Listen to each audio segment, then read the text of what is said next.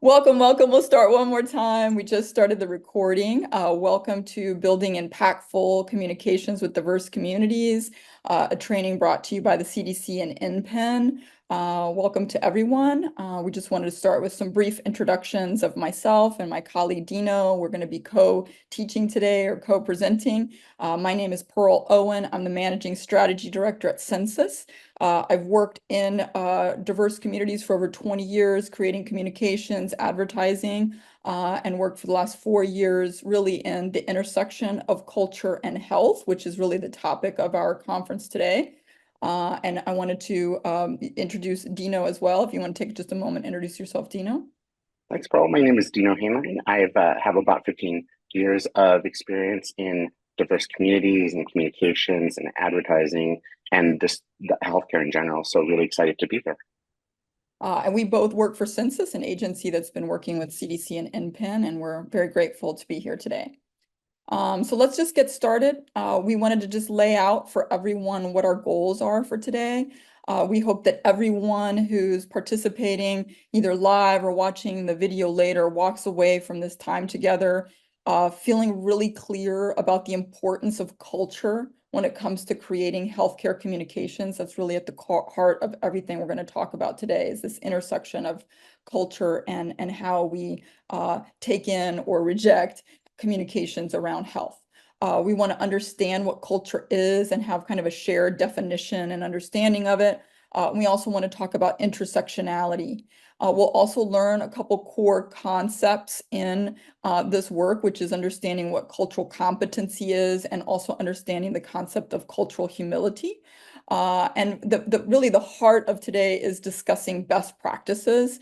We're going to lay out a very simple 5-step process for all of us to follow when we sit down to try to create communications from a cultural perspective. We are going to walk through live today. Dino's going to walk you through an actual example that we challenged ourselves to create, and we're going to share how we did it and give you some coaching along the way about how to do this yourself.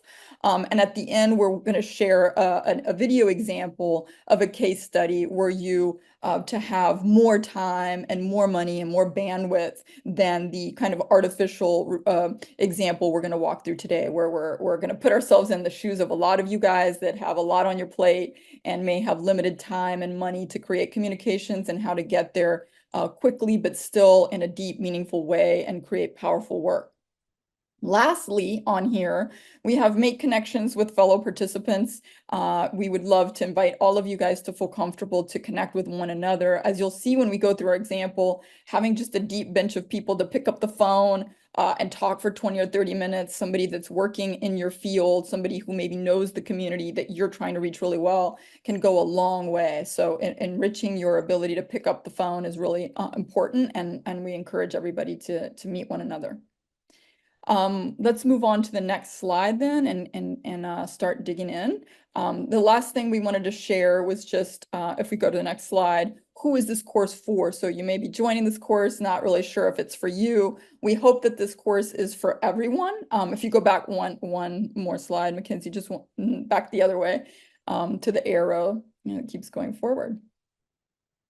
If you keep going back to the arrow, we just wanted to remind everybody or just let everybody know that we know that when it comes to creating pieces of communication that are culturally rich and really based in cultural insights around health.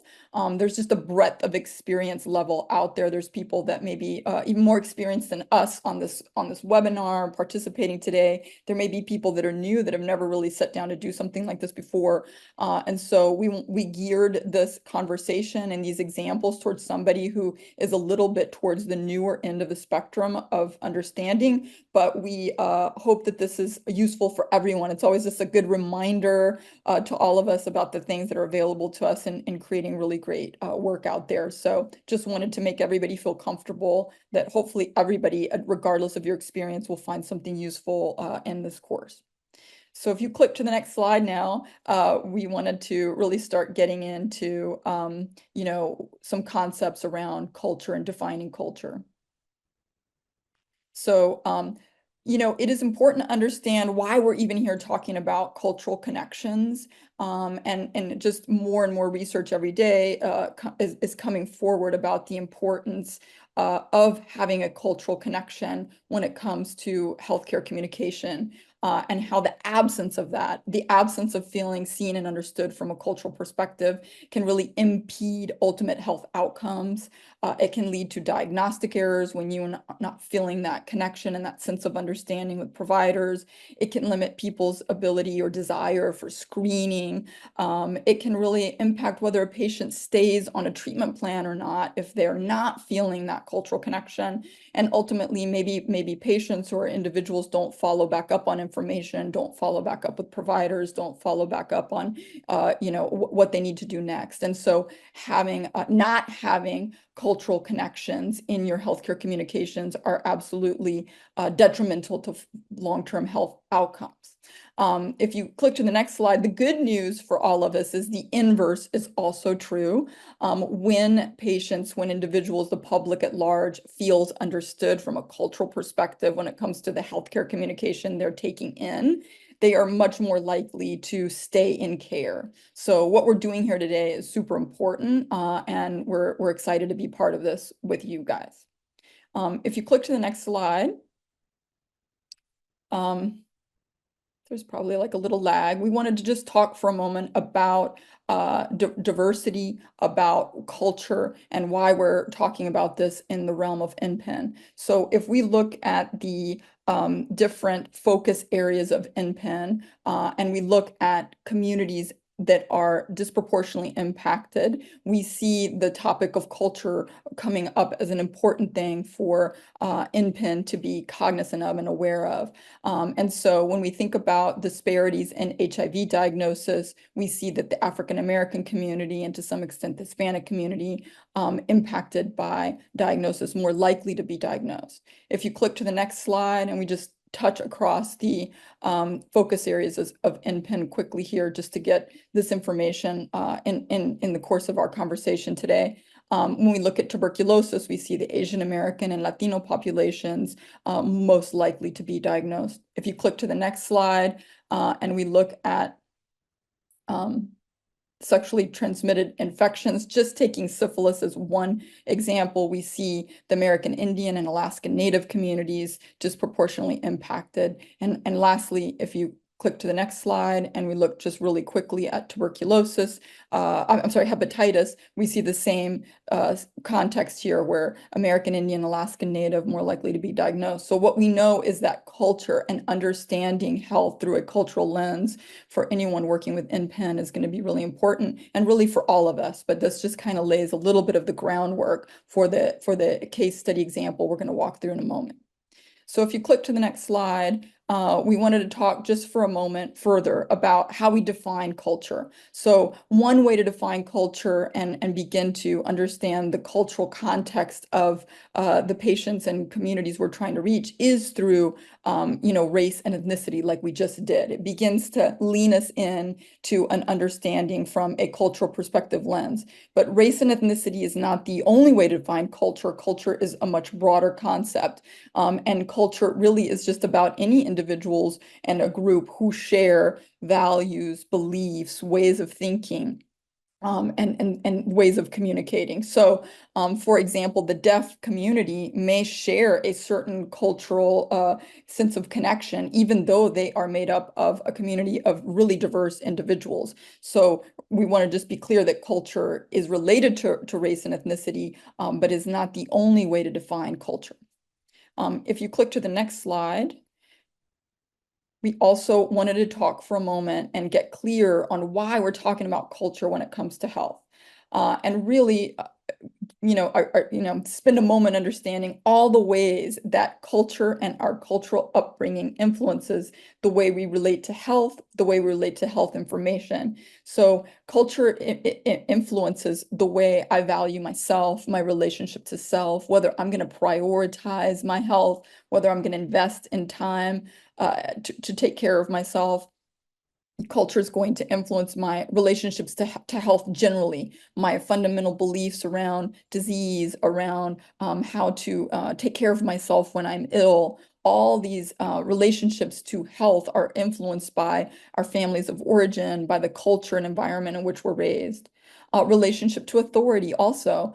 Do I trust this person? Do I trust this entity? If you click to the next slide, it's relationship to sources, to resources. You know, are these resources trustworthy? Are they for me? Have I ever seen anybody in my culture, in my community, rely and depend on these organizations or these institutions or these pieces of information? All influenced by culture and our relationship to community, the extent to which we feel a responsibility to care for others, maybe even over the responsibility to care for ourselves. And so all these aspects around our identity are influenced by culture and ultimately impact how we take care of ourselves and our relationship to health generally. If we click to the next slide, we also wanted to talk just for a moment. We're going to watch this, I think it's like a 2-minute video on intersectionality, because we've talked about culture in terms of race and ethnicity. We've talked about culture being broader than that and really incorporating all kinds of shared values and beliefs. We've talked a little bit now about how culture and health are interconnected. And now we want to just talk for a moment about intersectionality and the concept of identity and multiple cultural identities aligning within one individual, and that relationship then back to health and health impacts and health outcomes and health information. So let's watch this just for a moment so again we can all be part of this conversation.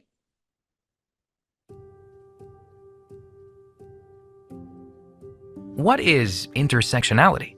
It's a long word you may not have heard before, but it's everywhere, and it affects our health. Each of us has a unique identity. Elements of our identity can be used to categorize us into groups. All of us are members of multiple groups.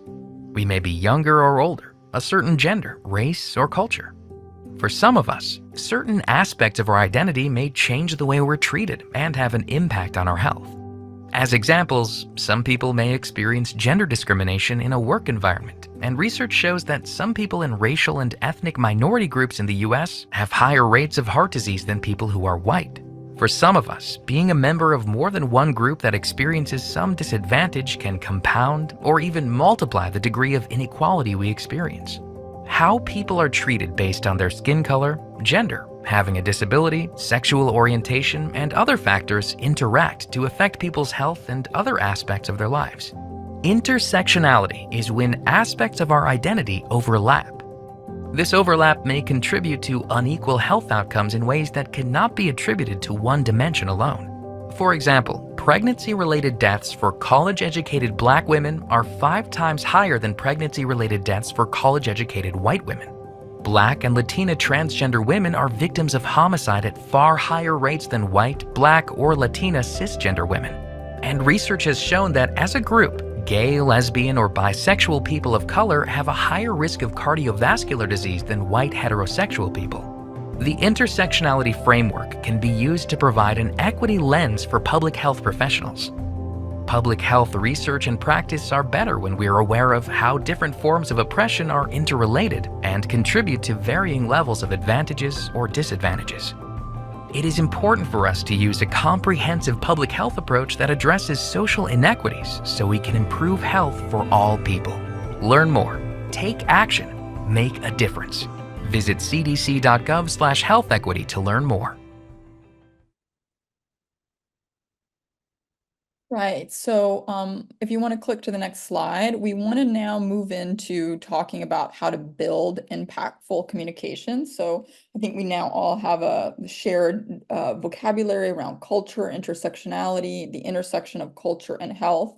And we want to talk about a couple other concepts that we want to all be fluent on. And one is the concept of cultural competence, this perspective that we are on a spectrum of learning and that we may at one point get to feel competent in cultures that are not our own. And we also want to talk about the concept of cultural humility and really the industry trend in a way towards this understanding of humility being more of the mindset that we want to have, as opposed to there's discussion and debate around the word cultural competence and whether that may continue to perpetuate some sense of expertise versus the concept of cultural humility that recognizes that we're always really in a state of curiosity and a state of learning, in a process of decentering our own cultural experiences so that we are open and empathetic and constantly in a state of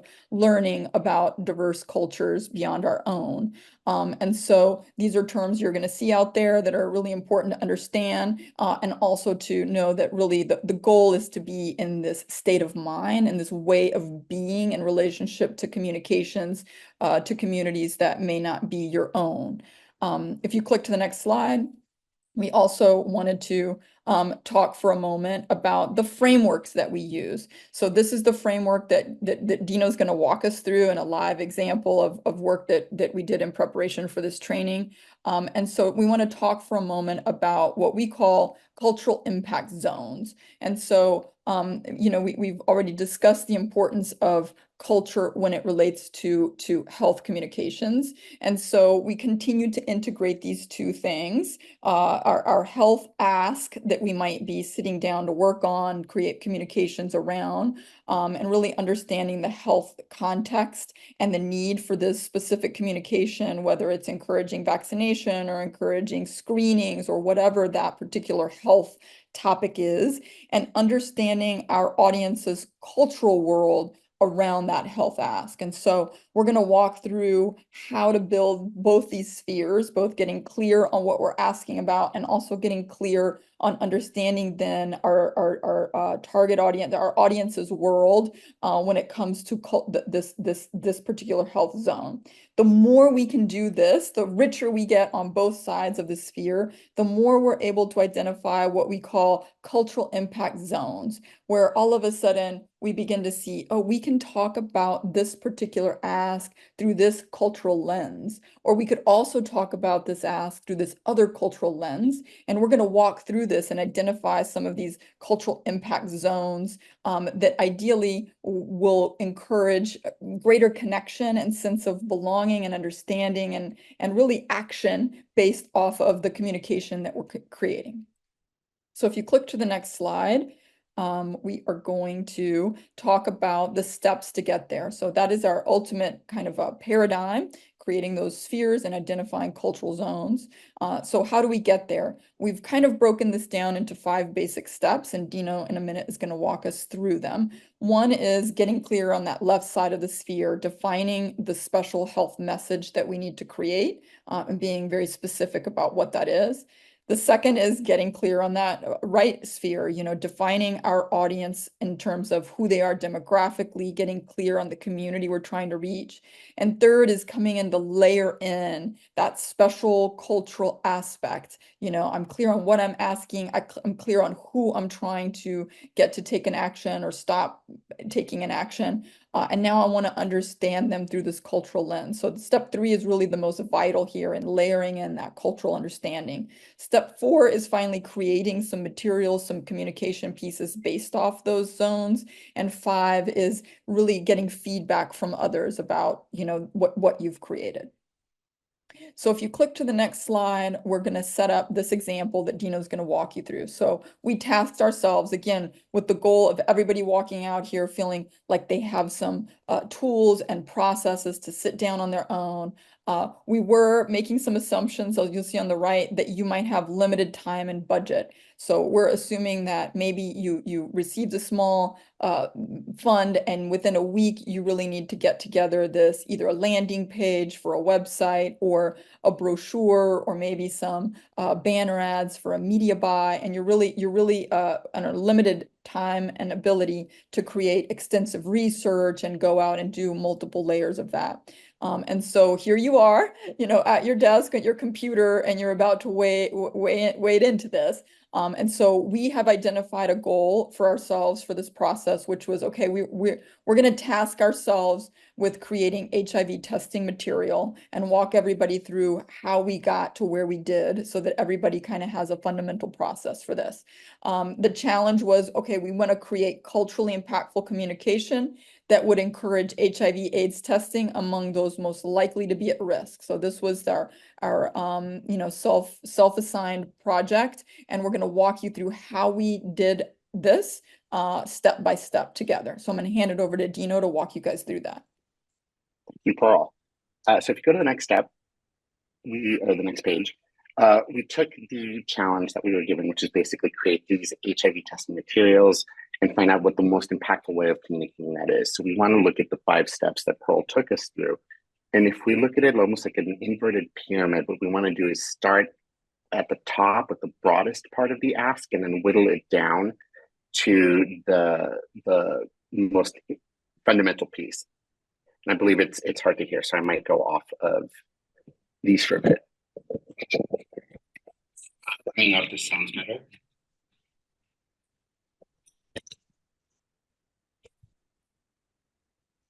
You want to speak one more time? I didn't think it was better, but try one more time. No, now we can't hear you at all.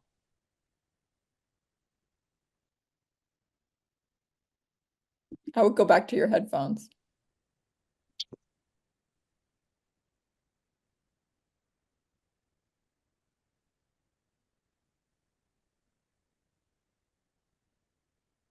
No, you're like on mute.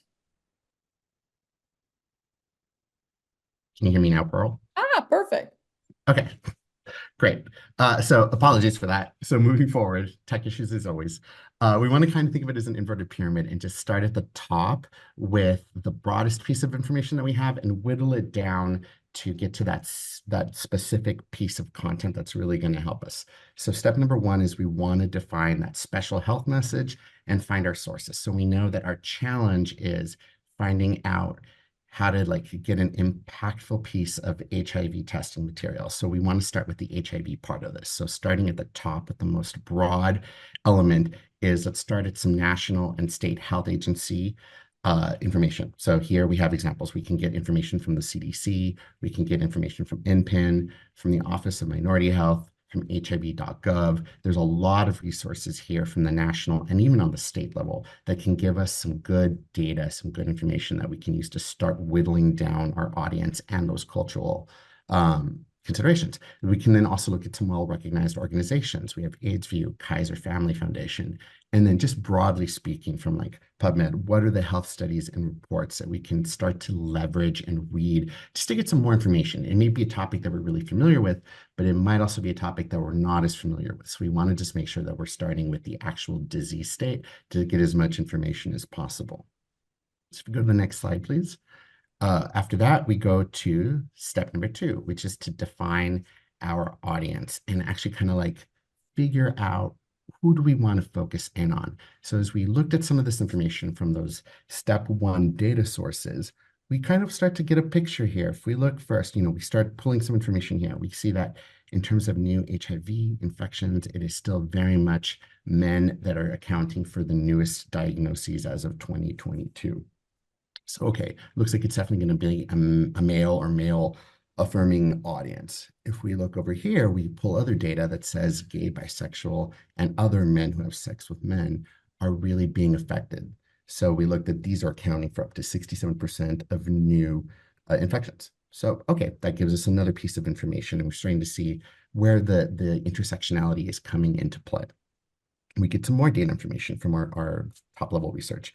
We see that Black African-American men, and to a little bit of a lesser extent, Hispanic Latino men are really accounting for these new infections. And there's a lot of racism, HIV stigma, discrimination, homophobia, poverty, barriers to healthcare that are continuing to really just drive some of these disparities. And when we go to the 4th one, we see it's still a younger audience. It's, really the biggest bulk here is that 25 to 34-year-old age group, as well as the 13 to 24. So, even though people in the older demographics are still accounting for infections, we see that there is a little bit of a larger bump in these younger audiences. So if you go to the next slide, please. What we see, so looking at this, pulling some of this data, it's 79% of diagnosis are men, 67% is in the MSM category. It is Black African-American, it is Hispanic Latino, it's young, 13 to 34. So we start to paint a picture here of an audience that we think might be the most impactful of young African-American men who have sex with men, a very intersectional audience. We have African-American, we have LGBTQA, MSM, we have young, there's a lot of rich texture here that we can start to paint for our audience. It's going to be very specific to them. If we go to the next slide. Looking at this, again, no community, we just want to kind of like make sure we hit home that it's not a monolith. Like you're not going to be able to hit everyone all the time. And we do hope that there's always going to be a halo effect. If you start to talk to one community, it will bleed out into others. But we do have to have, when you have limited time, limited resources, you do need to have focus with your communication. Otherwise, if you say everything to everyone, you say nothing to no one. So looking at this, we want to actually start to layer on some of these we want to identify some of these cultural considerations and refine our sources to get some of that rich texture. So looking at that, we want to start again, like an inverted pyramid. What can we learn about African-American men?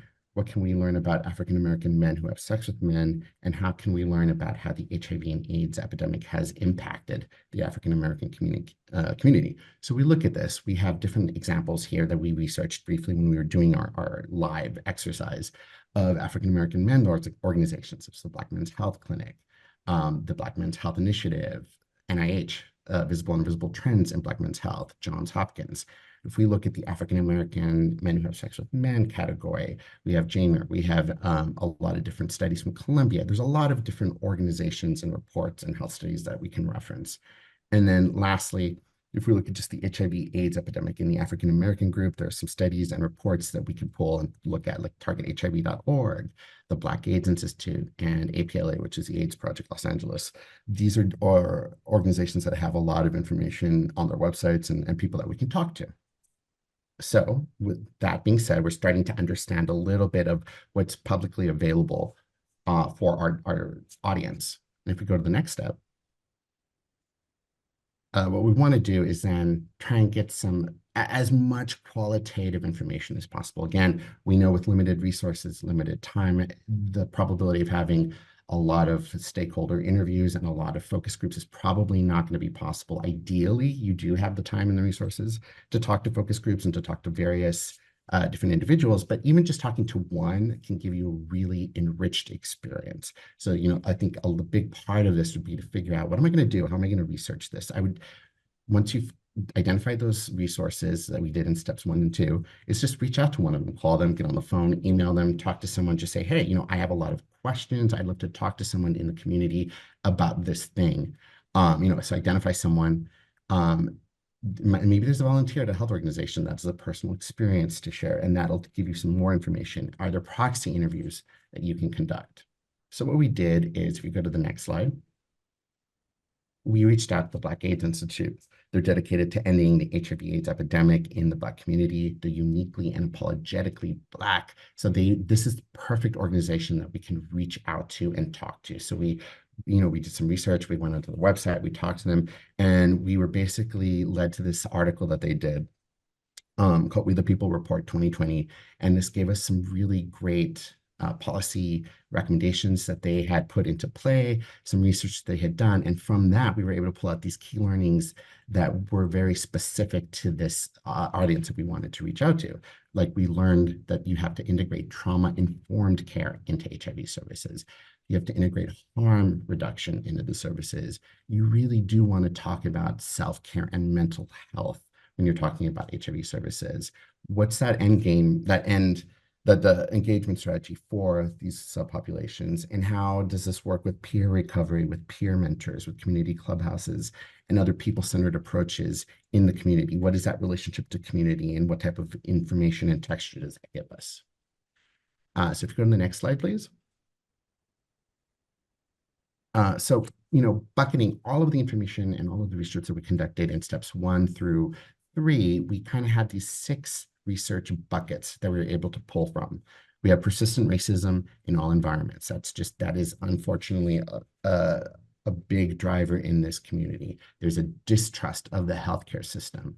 There's barriers to healthcare. So, we're asking ourselves, like, what are some of these barriers? It's insurance. It's, primary provider. It's just, there's barriers in the community. There's still a persistent stigma around HIV/AIDS, I think across all communities, but specifically we find that this is a prominent element here. The social connections are at risk. That, there's this constant concern that if you tell someone in the community, you will be stigmatized, you will be alienated. So that's something we need to work with and work through. Privacy is really important with our audience, and the desire to embrace the positive.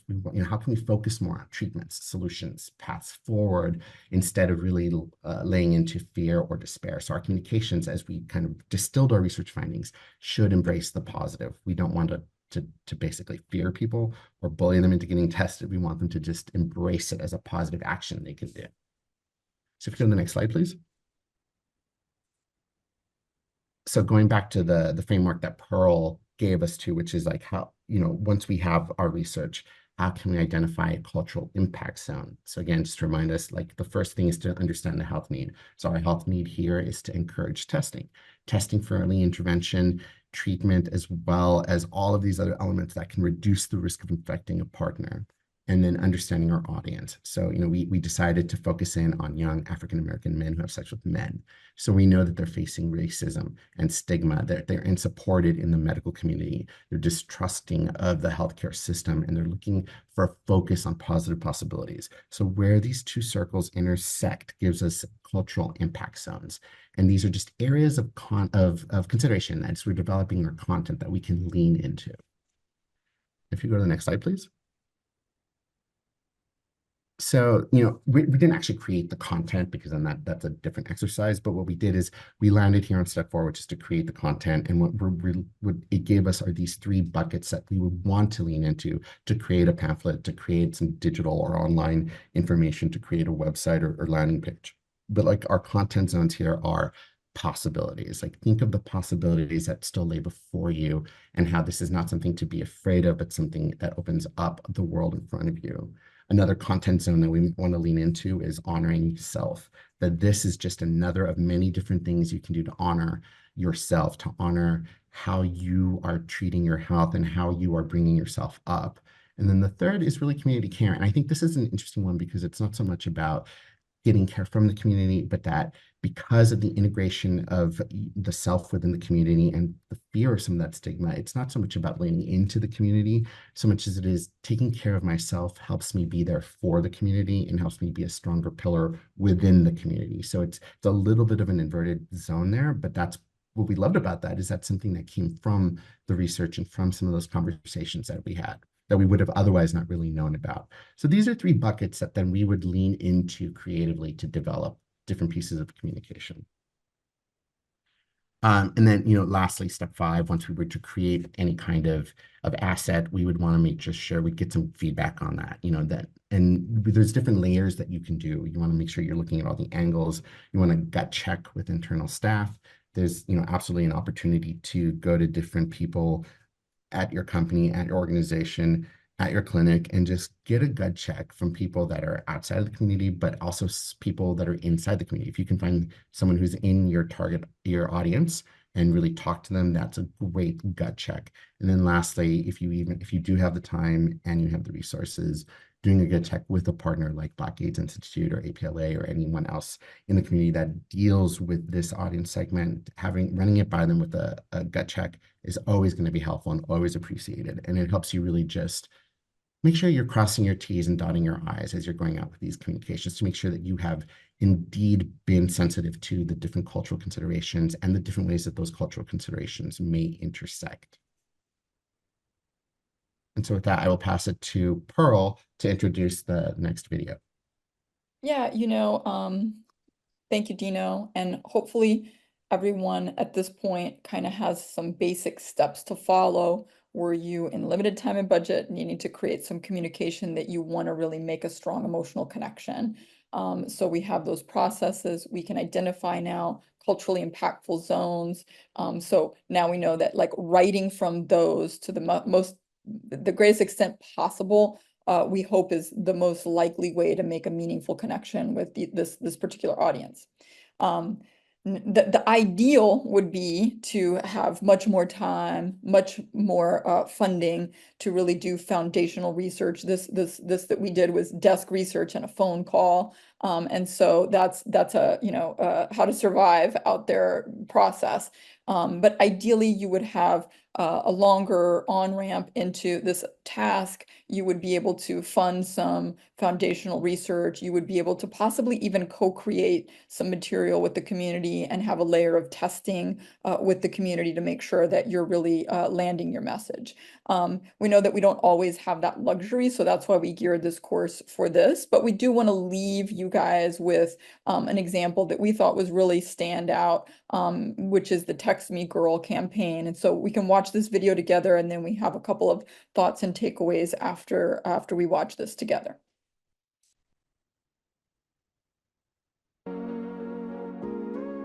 We want to start at the beginning. Okay. Oops.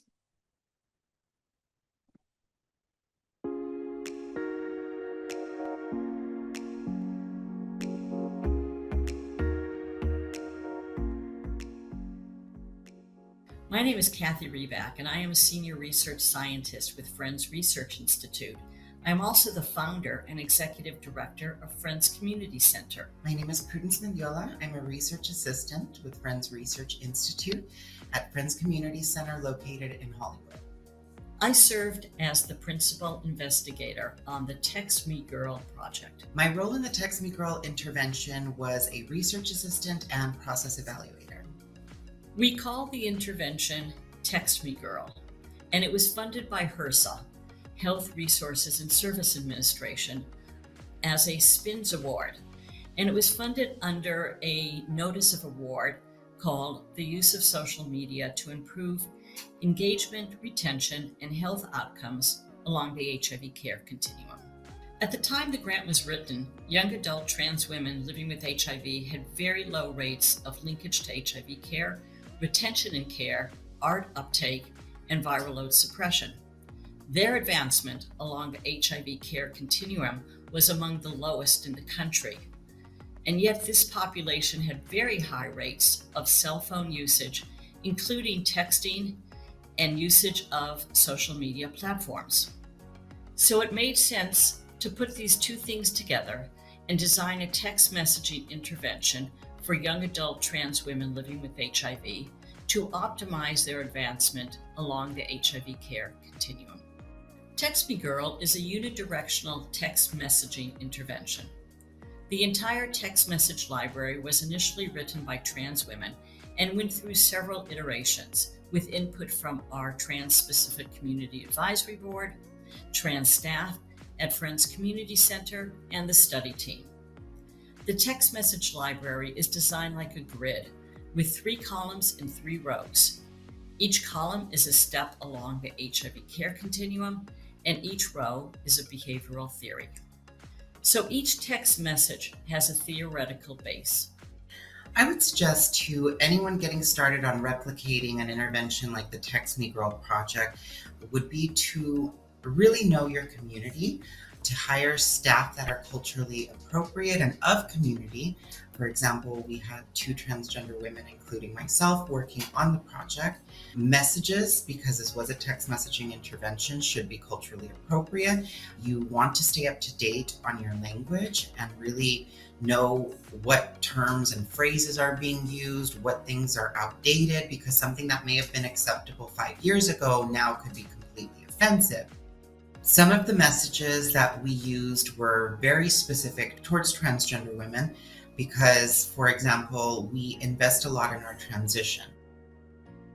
We worked very closely with a community advisory board that included myself and other staff members, colleagues, and community members, and we received a lot of really great input on creating culturally appropriate messaging. Technology is a consideration as well. You know, sometimes people may be in transitional housing, they may be homeless, they could lose their phones, and, you know, facing those kinds of challenges and planning ahead for those types of things are important. The Text Me Girl project was incredibly rewarding to me and very powerful in the sense that I was working on it as a process evaluator. So I got to work very closely with reviewing data, and we saw tremendous increases along each part of the care continuum. People were engaging in care, they were staying in care, and they were becoming art adherent and undetectable. So seeing that reflected in the data was tremendously rewarding. I really hope that people will take the Text Me Girl intervention and replicate it, perhaps adapt it to their own populations. The main reason, just because it works. Our data really showed that people were beginning to move along the care continuum and that there was a dramatic increase in there. It's also incredibly cost effective and it doesn't expend a lot of resources, and it's low intensity. So it's easy to do, it's cost effective, and it works. The Text Me Girl intervention materials can be found at targethiv.org/IHIP.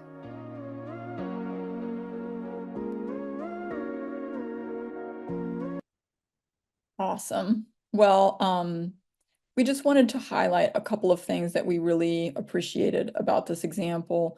One is hopefully you can see within that, example, all of the foundational fundamental steps that we went through in ours. For one, there is just a deep understanding of the ask specifically and what it is that they were trying to encourage members of this community to do. There was really a deep understanding of the community and some of the things that were really important in driving their relationship to themselves, the value in their care, the investments they make in their transition. And you kind of see that come through in the communications of, make no compromises and things like that. You see the connection between the cultural insight and the ultimate communication. And you also hear the positive outcomes of ultimately creating impactful, meaningful cultural connections, really ultimately having a positive impact on ultimate health outcomes. So we see the work that they created guided by the research that they did. It's really founded on audience insights, which we obtained through secondary research and a phone call, but they obtained through having members of the community as part of the team, co-creating the materials with the community. And ultimately, that's the gold standard, I think, of really having that voice in the room that represents the community, and then making sure, at the end, you're really testing your work and following back up on kind of performance metrics of, are you really making a difference with this communication? So we love that for that example, and hope that that inspires you guys as you move forward into other projects that you guys might be addressing. If you want to click to the next slide, lastly, we haven't seen any there is one question here. Let's move over to the Q&A. If there's anybody that has any questions, you can put them in the Q&A little text box at the bottom, and we're happy to address it. Text Me Girl. Well, we did not work on Text Me Girl. We specifically did not. That is just an example we found throughout the course of our research on this particular class. Finding community partners, that's one of the reasons we want to encourage you guys to meet one another here. Anybody who's on this call, just enrich your own personal network. But also we found over the course of our work outside of these examples that reaching out to health clinics, reaching out to community organizations is very productive. People are very willing to pick up the phone and take a call from someone, and you just really start leaning in and piecing together from one call to the next. The examples that we shared here, they put us in touch with this research report that this organization specifically had produced. So that is the way you begin to build that sense of understanding. We can have another breakout or another course on conducting research and how to compensate participants and things of that nature. That's a whole other topic and another course to have. But it absolutely can be done in terms of contracting research companies that can recruit, pay for incentives for participants, and formalize a research process. What we've done here is this informal desk research and calling an organization. Text Me Girl had a different structure that we were not part of, but we really were inspired by and thought it was really relevant for this training course. Let's see, any other questions here? Suggestions? Pearl, I think there's one in the chat. There you go. For doing these steps with limited resources, especially manpower, how to best leverage and not recreate for similar topics and audiences. That is a great question. And I think some of this is really in the more you start to use just desk research, you will begin to circulate in the worlds where these audiences are researched, and these examples will start coming up to you. Past projects, those organizations that we listed have a lot of reports as well. And so I think that there may be a bit of recreation happening, that's it's kind of inevitable when you're setting out new on a new topic and in possibly a new community that you're not that familiar with. But I think spending quality time on the websites of these leading organizations, looking at some of the national and state research projects, you will start finding those conclusions. Sometimes the research is dated and you realize there hasn't been anything really new recently. And so even more opportunity for you to fill that in with calling an organization and keeping your insights as fresh as possible. So that would be our answer to that question. Anything else, Dino, you want to add to that? Yeah, I was just going to add to that. I also feel like, especially when you have limited resources like time and people to help you with, like as you start to hit the larger sources, as you start to whittle down, there's going to be a point of circularity where the resources you're looking at reference each other. And I think when you start to hit that point of circularity where the thing is referencing something you've already seen, then you're kind of hit the zenith of what you can find in desk research. So I think when you hit that point, that kind of tells you you've kind of gone as far as you can go, and that kind of gives you a good base to sort of stop researching this element of it. For HIV testing presentation, did you share the outcomes? For the example that we walked through here, this was just completely hypothetical that we kind of self-assigned so that we could be in the shoes of somebody who's just gotten a new project and really needs to get oriented culturally and make something really meaningful. So we don't have any results. For the Text Me Girl video that you saw, they talk a little bit about adherence to care and things of that nature, and they were tracking those outcomes. So that would be the goal, is that you really track the outcomes of whatever communication you need to create. Thank you. Thanks for a great presentation, bringing together concepts of intersectionality, culture, and health, all based on science. Perfect complement to all the work being done for health equity. Wonderful. We agree, and we're honored to be here, and really grateful for everybody's participation. If there aren't any other questions, we will let you guys go. And there's one more in Q&A, and then one more in the chat, I believe. Pearl mentioned at the beginning that attendees will be able to work together later. I'm very interested in connecting with others for continuing work. Who will coordinate this? This is on everybody. We're not coordinating it, but I love it.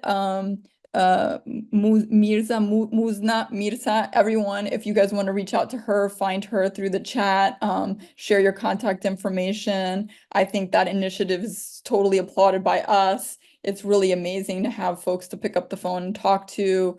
Really short circuits a lot of that desk research when somebody can just put you right in touch with the latest research or the latest data. So please, everybody, connect with one another.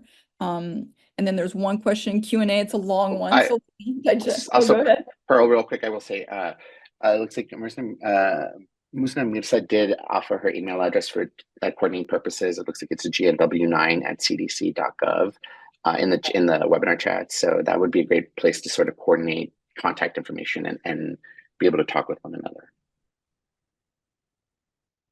Let me see. Should we read this question together? When supporting health care related discussions where the population of focus is the LGBTQIA+ community, I've sometimes found that individuals are fine talking about adults, but become hesitant when youth or adolescents enter the discussion, as it opens the door for more specific conversations around surgical or hormonal interventions, etc. Do you have any resources that could be shared or organizations to suggest with regard to having scientific and healthcare related discussions that account for supportive needs, example, community centers for adolescents, young adults, without having the conversation derailed?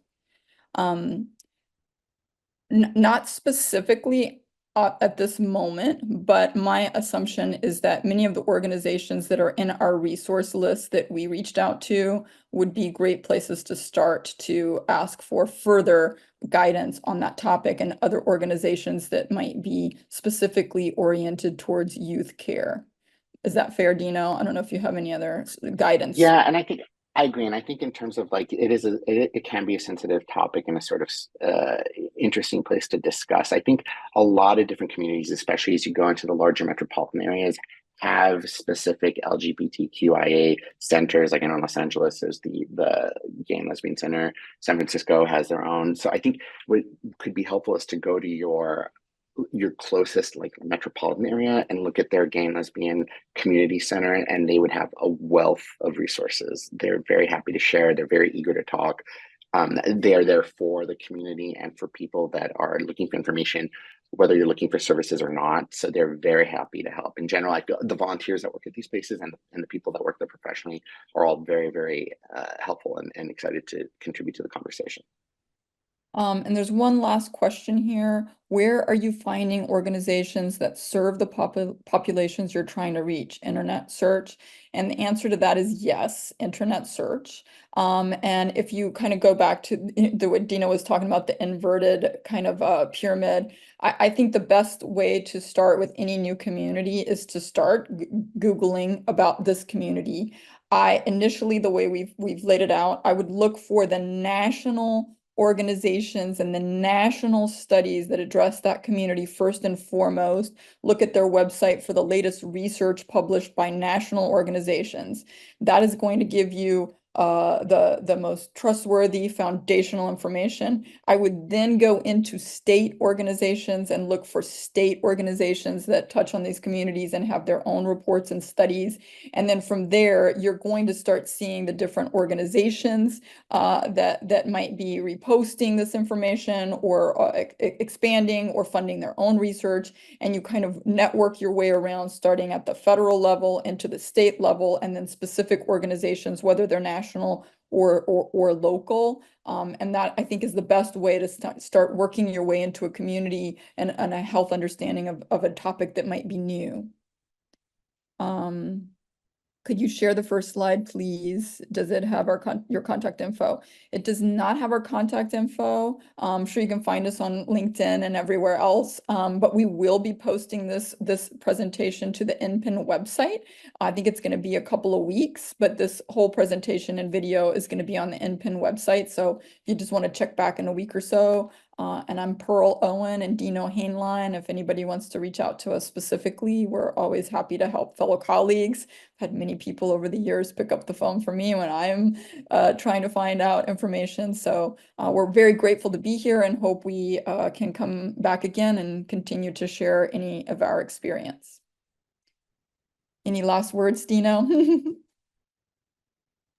No last words on this side. I think, again, always just try to like reach out to people. A lot of different communities have community centers in these organizations, in these communities that are going to be really excited to help and to share their information. That's why they're there.